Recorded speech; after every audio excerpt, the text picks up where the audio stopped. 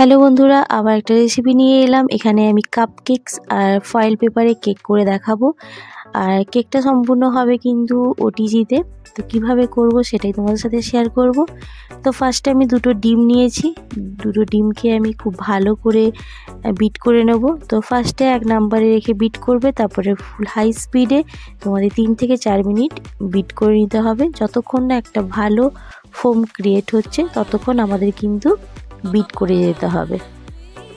দেখতেই পাচ্ছ খুব সুন্দর একটা ফোম ক্রিয়েট হয়ে গেছে। 3 থেকে 4 মিনিট করলেই কিন্তু এভাবে একটা ভালো ফোম তৈরি হয়ে যাবে।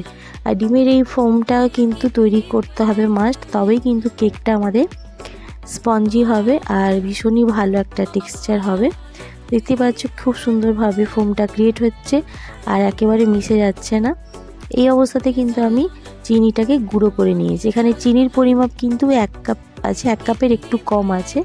সেটাকে আমি গুঁড়ো করে নিয়েছি, কারণ এই কেকটা কিন্তু মিষ্টির পরিমাণটা একটু বেশি হবে। তো সেই অনুযায়ী কিন্তু আমি এখানে চিনিটা দিয়েছি। মিষ্টির পরিমাণ কম বেশি করলে এখানে কেকের টেক্সচার বলো স্পঞ্জ জিনিস এখানে কিন্তু কোনো এফেক্ট পড়ে না। তো তোমরা যেভাবে মিষ্টি খেতে পছন্দ করো সেই অনুযায়ী এখানে চিনিটা অ্যাড করবে। তো 1 মিনিট মেশানোর পর তারপর আমি দিচ্ছি তেলটা আমি এখানে রাইস ব্র্যান্ড অয়েল ইউজ করেছি আর 1/4 কাপ অয়েল আছে। সেম একইভাবে স্পিডটা লো রেখে বা 1 নম্বরে রেখে আমাদের এখানে 1 মিনিট খুব হালকা হাতে মিশিয়ে নিতে হবে। তো খুব আস্তে আস্তে আমি এটা মিশিয়ে নিচ্ছি। যেহেতু আমাদের ফোম হয়ে গেছে তাই চিনি আর তেলটা 1 মিনিট করে মিশিয়ে নেব। তো আমার মেশানো হয়ে গেছে। এবারে আমি এখানে দিলাম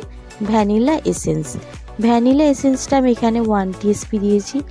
আর এতে কিন্তু ডিমের গন্ধটাও চলে যায় আর ফ্লেভারটাও খুব ভালো আসে। তো খুব হালকাতে আমি এটা দিয়ে মিশিয়ে নিচ্ছি।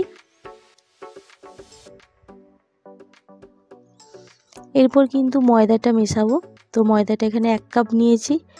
1 কাপ আমি এখানে চালুনি দিয়ে চেলে নেবো, কিন্তু এখানে সবটা আমি মেশাবো না।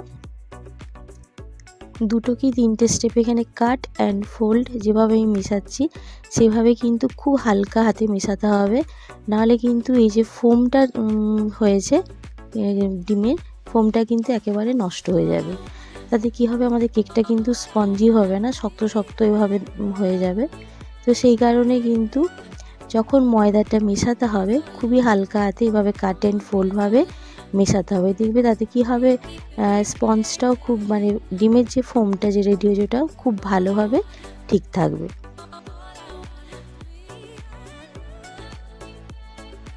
তো লাস্টে পুরো ময়দাটাই আমি দিয়ে দিলাম, দিয়ে খুব ভালো করে মিশিয়ে নেব।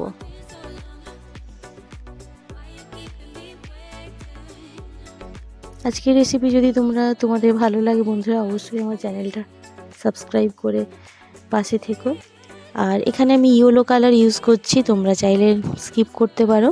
তো এখানে আমি 7-8 ফোঁটা দেব যতক্ষণ না একটা ইয়েলো কালার আসছে। তো এখানে কি দেখতেও কেকের কালারটা ভালো আসবে।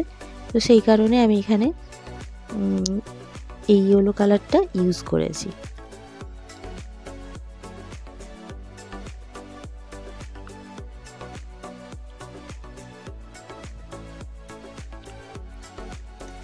সাথে দেব কিছু ড্রাই ফ্রুটস। এখানে আমি ড্রাই ফ্রুটসের মধ্যে এখানে দিচ্ছি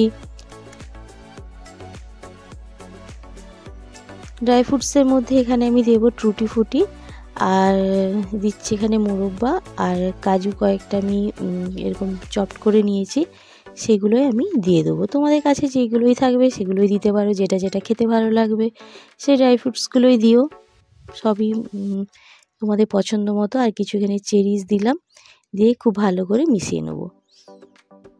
তো আজকে কেকটা কিন্তু আমি ফয়েলে করব আর আমি ওটিজিতে বানাবো।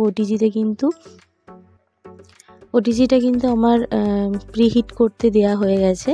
10 মিনিট প্রিহিট করে নিতে হবে। গ্যাসে করলেও সেম একইভাবে প্রিহিট করে নিতে হবে। বেকিং পাউডার দিলাম 1 টিস্পুন আর বেকিং সোডা দিলাম 1/4 টিস্পুন, তার সাথে একটু জল দিলাম, দিয়ে খুব ভালো করে কাট অ্যান্ড ফোল্ডে আবার মিশিয়ে নেবো। দিয়ে আমার ব্যাটারটা রেডি হয়ে গেছে। জাস্ট হাফ থেকে 1 মিনিট। দিয়ে এভাবে একটা ফয়েল নিয়েছি। এরকম ফয়েলটা তোমাদের কাছে গোল থাকলে গোল, যেরকম ফয়েল থাকবে সেইভাবেই নিয়ে নিতে পারো। তো ওই ফয়েলের মধ্যে ব্যাটারটা দিয়ে দিচ্ছি। তো পুরো ব্যাটারটা দেবো না, কারণ একটা কেকটা তো কিছুটা ওর ফুলবে, তো সেই কারণে ব্যাটারটা দিয়ে আমার টুথপিকের সাহায্যে একটু ভালো করে মিশিয়ে নিলাম। তারপর আমি ওর উপরে কিছু টুটি ফুটি আর ড্রাই কিছু জিনিস দিয়ে উপরে একটু সাজিয়ে নেবো, যাতে দেখতে ভালো লাগবে। এবার এটা আমি ওভেনে দিয়ে দেবো, আমার ওটিজিতে প্রিহিট হয়ে গেছে, ওদের দিয়ে দেবো। আর ওই ব্যাটার থেকেই কিছু কাপ কেকস করবো, তো কাপ কেকগুলো আমি রেডি করে নিচ্ছি। এই কাপ কেকসগুলো যে হাইটে আছে প্রায় আমার 2 চামচ থেকে 2.5 চামচ মতো আমি ব্যাটার দিয়েছি, আর হাফটা দিয়েছি, আর পুরোটাই কিন্তু ওটা ফুলে যাবে, তো সেই কারণে আমি হাফটা করেছি আর উপরটা এতটা ফাঁকা রেখেছি। তো ওটিজিতে আমি দিয়ে দিলাম 160 ডিগ্রিতে 30 মিনিটসের জন্য। কিন্তু এই কাপ কেকসগুলো কিন্তু 10 মিনিটের মধ্যে কিন্তু আমার রেডি হয়ে গেছিলো। তো ভীষণই স্পঞ্জি হয়েছিল, ভীষণই স্পঞ্জ দেখতেই পাচ্ছ, আর নরম, আর পুরোটা ফুলে উঠেছে।